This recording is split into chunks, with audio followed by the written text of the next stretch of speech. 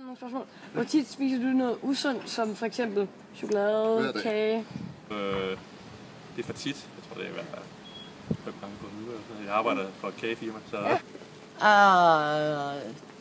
En eller 2 gange om ugen, okay. Og det er wienerbrød eller sådan. Okay. Jeg spiser aldrig chips eller noget andet. Men hvorfor er det, det er lige præcis det usunde, du spiser mere end det sunde, kan det være? Det ved jeg ikke. Det ved jeg faktisk ikke. Fordi jeg synes også selv, at jeg spiser meget sundt. Ja.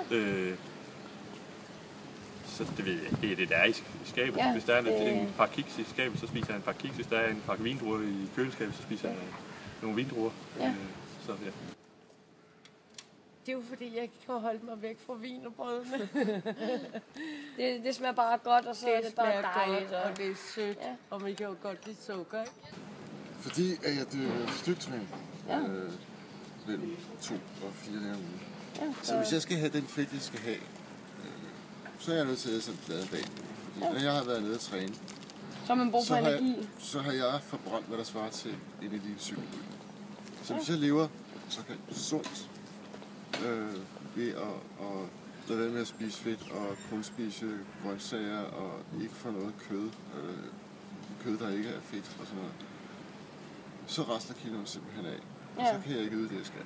Er der noget bestemt tidspunkt på dagen, du får mere lyst til det, eller sådan noget specielt sådan på... Ja, det er primært om aftenen, tror jeg. Ja. Altså, når jeg går forbi bageren, så, så frister det. Hvis jeg ikke får nok nede i ædemaskinen her, når jeg er nede og træne om aftenen, og jeg så ikke måske lige får det, jeg skal have til aftensmad, altså kød og grøntsager og så også noget stivelse og så videre. Hvis jeg så ikke får nok, jamen så fisser man jo i køleskabet og går i Kogens slik kæmmer, ikke? Ja. Eller sidder og æder en pakke Lækkerol eller et eller andet, bare for at få nogle tomme kulhydrater. Det er det, der er farligt, ikke? Ja. Men altså, den her, ikke? I løbet af en dag, den bliver blandet med hvad det hedder, lysten.